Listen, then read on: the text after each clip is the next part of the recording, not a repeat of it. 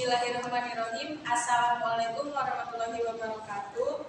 Puji syukur marilah kita panjatkan kehadirat Tuhan Yang Maha Esa, karena berkat limpahan rahmat-Nya lah sehingga kita masih bisa berkumpul dalam keadaan sehat walafiat. Baik, kami dari kelompok 5 dengan saya Fitriarti sebagai moderator sekaligus presentator pertama. Di sebelah saya ada saudari Nirmala sebagai presentator kedua. Di seberang sana ada saudari Yusrina sebagai presentator ketiga. Dan ada Reski Syahputra sebagai presentator keempat. Langsung saja untuk materi pertama mengenai konsep dan sifat dasar mobilitas sosial. Kata mobilitas berasal dari bahasa Latin, yaitu mobilis, yang berarti mudah dipindahkan atau banyak bergerak dari satu tempat ke tempat lain. Nah, dalam bahasa Indonesia, istilah yang sepadan dengan kata itu lazim digunakan adalah perpindahan, gerak, atau gerakan. Dengan demikian, istilah mobilitas sosial diartikan sama dengan istilah perpindahan sosial, gerak sosial, atau gerakan sosial. Sehingga, mobilitas sosial adalah perpindahan sosial seseorang atau kelompok dari suatu kedudukan ke kedudukan lainnya. Dan dalam masyarakat, bila tingkat mobilitas sosialnya tinggi, meskipun latar belakang sosial setiap individu berbeda dan tidak ada diskriminasi pekerjaan, maka mereka akan tetap merasa mempunyai hak yang sama dan mencapai kedudukan sosial yang lebih tinggi. Apabila tingkat mobilitas sosial rendah, maka hal ini menyebabkan banyak orang terpuruk status sosial pada lingkungan mereka. Tinggi rendahnya mobilitas sosial individu dalam suatu masyarakat sangat ditentukan oleh terbuka tidaknya kelas sosial yang ada pada masyarakat. Pada masyarakat yang berkelas sosial terbuka, maka masyarakatnya memiliki tingkat mobilitas tinggi. Sebaliknya, jika masyarakatnya kelas sosial tertutup, maka tingkat mobilitas sosialnya rendah. Untuk materi selanjutnya, saya serahkan kepada saudari Nirmala. Baik, terima kasih kepada moderator. Untuk materi selanjutnya yaitu tentang bentuk-bentuk mobilitas sosial, di mana bentuk-bentuk mobilitas sosial itu sendiri dibagi dua, yaitu ada mobilitas secara vertikal dan secara horizontal. Untuk mobilitas vertikal yaitu perpindahan status sosial yang dialami seseorang atau sekelompok orang pada lapisan sosial yang berbeda, di mana mobilitas ini dibagi dua, yaitu mobilitas vertikal ke atas yang terjadi karena adanya peningkatan status atau kedudukan seseorang. Yang kedua adalah mobilitas vertikal ke bawah yang merupakan proses penurunan status atau kedudukan seseorang. Untuk bentuk mobilitas yang kedua yaitu mobilitas secara horizontal, yaitu perpindahan status sosial seseorang atau sekelompok orang dalam lapisan sosial yang sama yang dibagi menjadi dua, yaitu ada mobilitas sosial antar wilayah dan mobilitas antar generasi. Untuk mobilitas antar generasi itu memiliki dua bentuk, yaitu ada mobilitas intragenerasi, yaitu mobilitas yang dialami oleh seseorang atau sekelompok orang dalam satu generasi yang sama. Kemudian ada mobilitas intergenerasi, yaitu perpindahan status atau kedudukan yang terjadi di antara beberapa generasi. Untuk faktor-faktor mobilitas itu sendiri, yaitu yang pertama ada faktor pendorong mobilitas sosial, yaitu ada faktor struktural, misalnya struktur pekerjaan, perbedaan fertilitas, dan ekonomi ganda. Kemudian ada faktor individu, misalnya perbedaan kemampuan, orientasi sikap pada mobilitas, dan kemunculan. Kemudian yang ketiga ada status sosial, keadaan ekonomi, situasi politik, kependudukan atau demografi, keinginan melihat daerah lain, ekspansi teritorial dan gerak populasi, komunikasi yang bebas, pembagian kerja, dan kemudahan dalam akses pendidikan. Untuk faktor yang kedua yaitu ada faktor penghambat mobilitas, misalnya adanya kemiskinan, diskriminasi, perbedaan ras, perbedaan jenis kelamin, faktor pengaruh sosialisasi, dan terakhir ada perbedaan kepentingan. Baik, untuk materi selanjutnya saya serahkan kepada saudari Yusrina. Baik, terima kasih kepada moderator. Selanjutnya, gejala-gejala mobilitas sosial.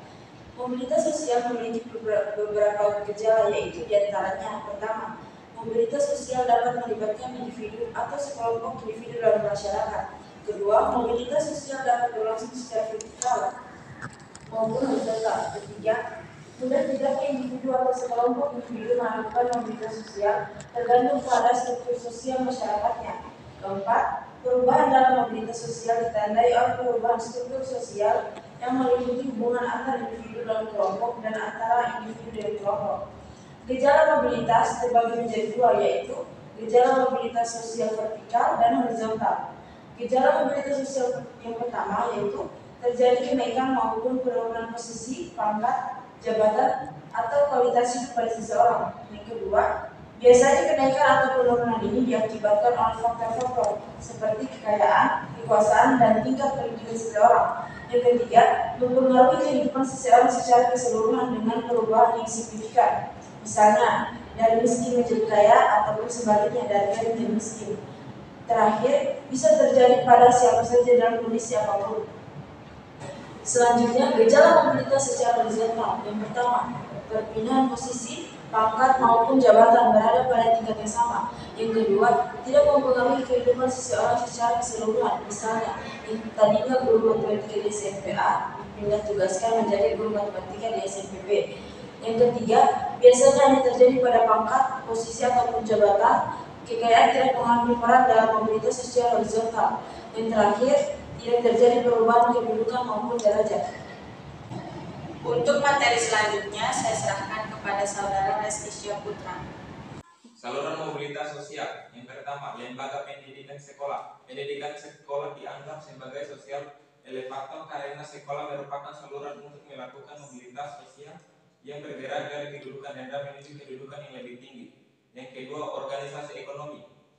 Ekonomi memegang peran penting sebagai saluran gerak sosial vertikal. Pada umumnya, seseorang dengan penghasilan tinggi akan menduduki lapisan sosial yang tinggi pula. Yang ketiga, lembaga keluarga. Lembaga keluarga dapat menjadi saluran mobilitas sosial dengan pernikahan atau pengasuh anak-anak. Yang keempat, lembaga keagamaan. Setiap ajaran agama menganggap bahwa manusia mempunyai kedudukan yang sederajat. Untuk mencapai tujuan tersebut, pemuka agama bekerja keras untuk menaikkan kedudukan orang-orang dari lapisan rendah dalam masyarakat. Selain itu, pemuka agama akan semakin dihormati oleh masyarakat apabila ia mampu memimpin umatnya dengan baik. Yang kelima, angkatan militer. Peran angkatan bersenjata sangat penting dalam masyarakat dalam sistem militer.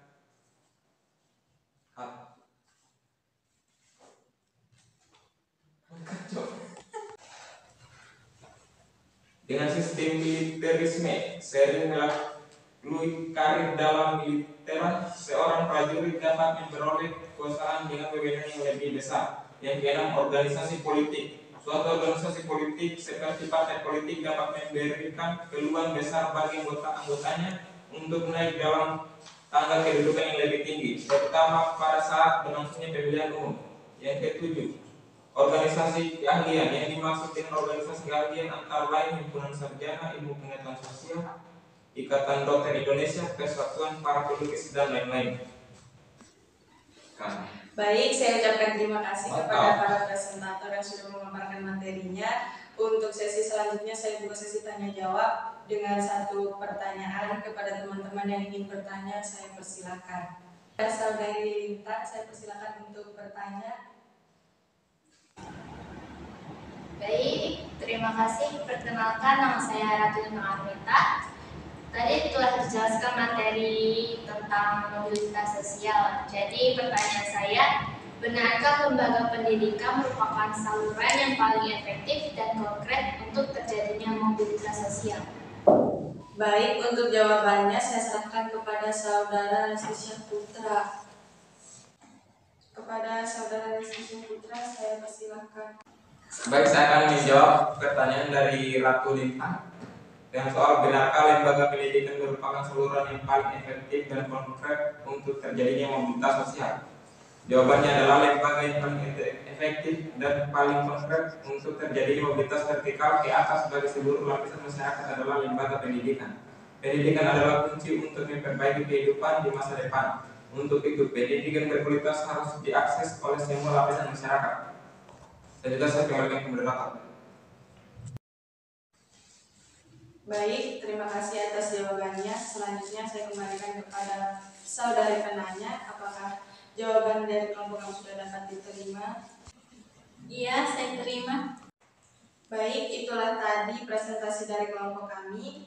Atas segala kekurangannya mohon dimaafkan. Saya akhiri, billahi taufiq wal hidayah. Wassalamualaikum warahmatullahi wabarakatuh. Waalaikumsalam.